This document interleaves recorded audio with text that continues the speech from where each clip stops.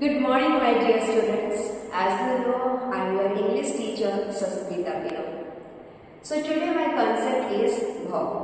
Because without verb, we are not able to make a single sentence, tenses, nothing. That is why we must know about verb. So, as we listen and as we heard by someone, it is very simple because it is contained only four letters, which is verb. V-E-R-B. But whenever we go through this verb, it is like an onion, it is like a canvas. Must you know about the canvas and onion? Whenever you peel out, it's always like a layer after layer it comes. Same like that, verb. It's layer after layer it comes. So let me talk about this verb. And do you know how many verbs are there? I hope you know about that, but let me clear about this. Okay, so verb is divided into mainly two parts. First one is main verb. And second one is auxiliary verb, which is known as helping verb. Now, main verb is divided into four parts. Let's see what is that. First one is strong verb.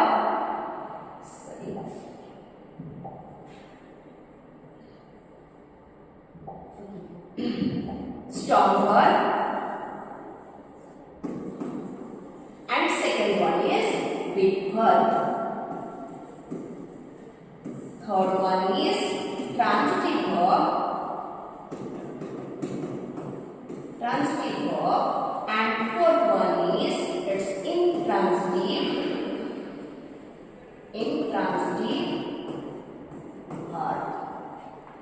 Main verb is divided into four parts. Did you get it? I hope so. Let's see about auxiliary verb. Auxiliary verb is divided into mainly two parts. First one is modals, and second one is its primary auxiliary verb. P for primary, A for auxiliary, and B for verb. Primary auxiliary verb also divided into three parts, mainly three parts. First one is be verb, second one is do verb, and third one is have verb.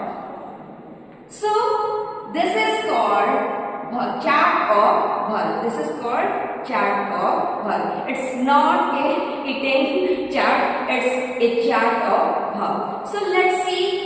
As you see that auxiliary verb or helping verb is divided into mainly two parts. So first of all, you have to understand what is auxiliary verb and why it is divided into two parts. So let me say about this, what is auxiliary verb or helping verb. So let us talk about main verb. First we will talk about auxiliary verb, then after I will make you understand about main verb. So let's see what is auxiliary verb. Auxiliary verb is mainly 13 because whenever you ask the number, it is said 13. So let's see what is the auxiliary verb.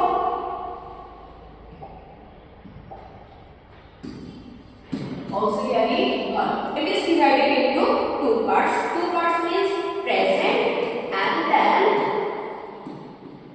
past. One number is am or is. The past form is was. Second number is are, were.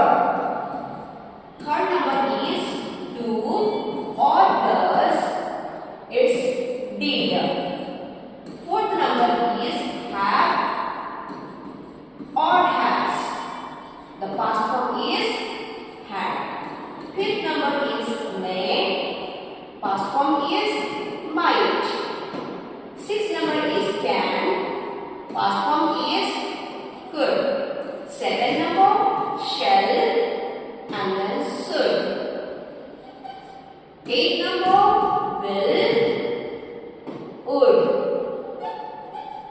9 number must. 10 number dare. 11 number need. 12 number ought to, and 13 number it's used to. So these are called auxiliary verb. But now you are thinking that how it would be 13. But let me say, it is always counted by present form only. That is why the number is 13. But whenever you ask to write, whenever you ask to say, you have to say everything. It means each and every verb will be said by you. Let me see that. And this was our, do, does, did, have, has, had, may, might, can, could, shall, should, will, could, must, dare, need, ought to, and then used to. So these are called auxiliary verb. So as you see this auxiliary verb, it means these 13 are auxiliary verb, and this auxiliary verb is divided into two parts, modals and then primary auxiliary verb. So let's see, we found auxiliary verb. Now we have to divide it into two parts. So let me see, 5 through 13 it is called modals, and 1 through 4 it is called primary auxiliary verb. And as you see, and this primary auxiliary verb also divided into three parts. First one is be verb, do verb, and then have verb. So have, has, had is called its have verb. Have verb. Do, does, did is called its do verb.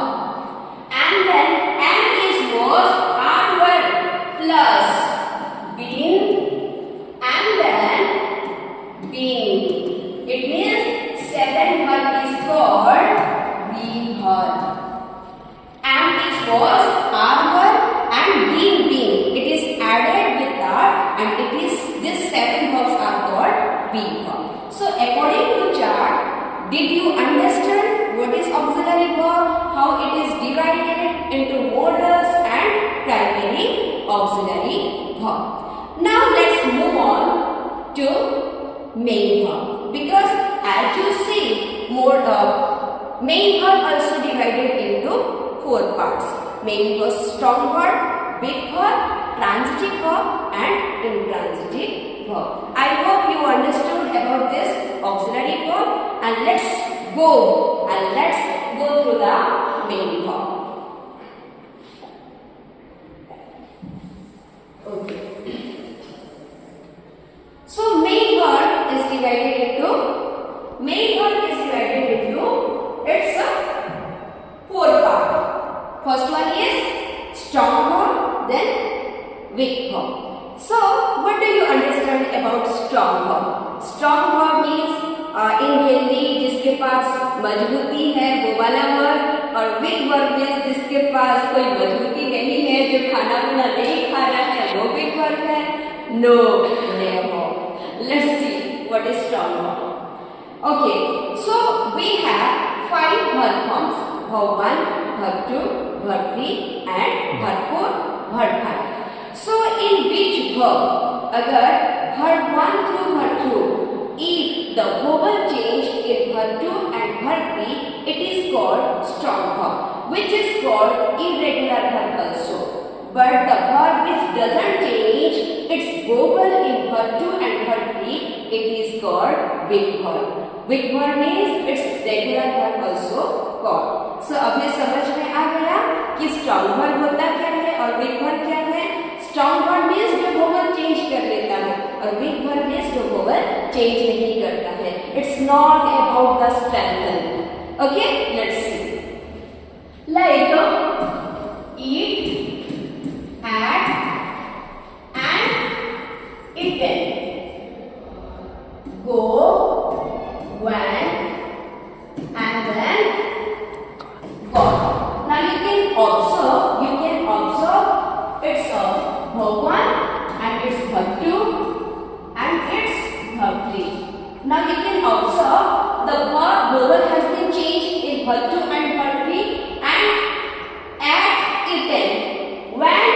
gone. Same like that, arise, arose, and then arisen. Simply, many verbs are there which change its vowel in verb to and verb three.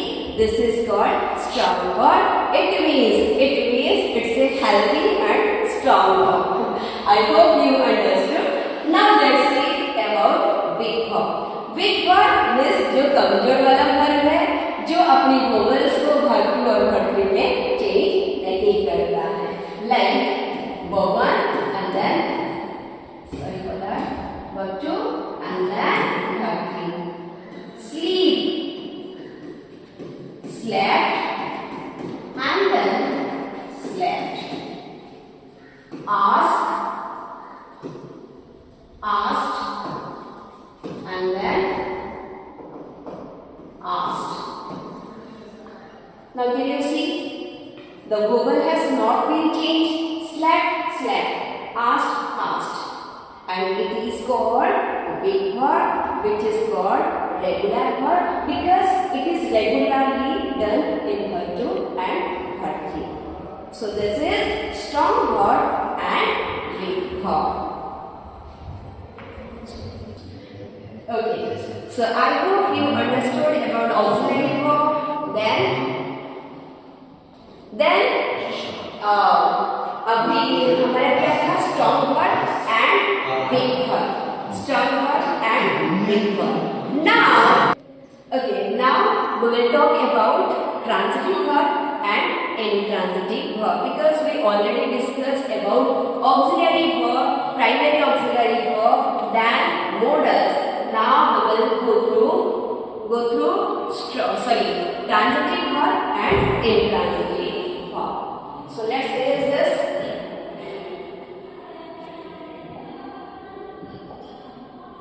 Transitive verb and intransitive verb.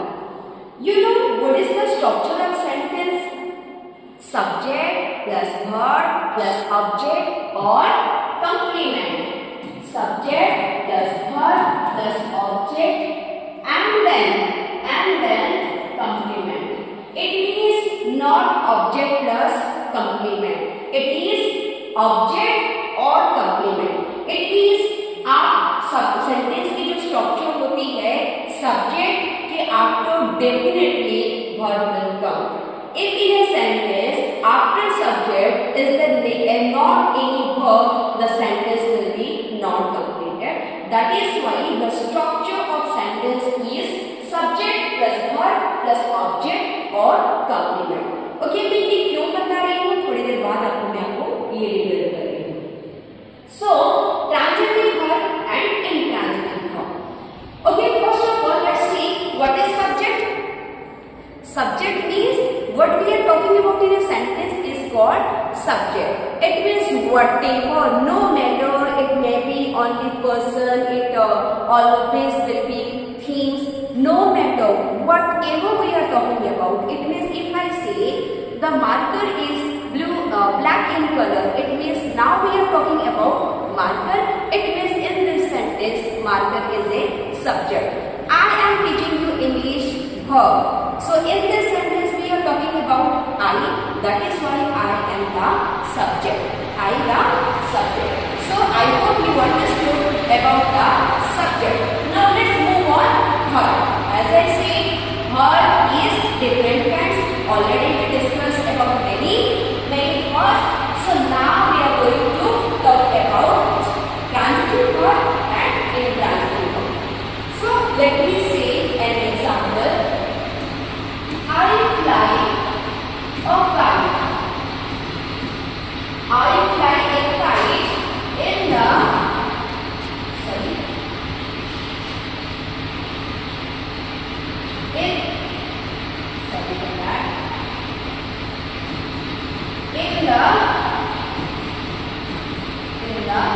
sky. So before you go through what is transitive verb, we have to understand about object because without object we can't find out, we can't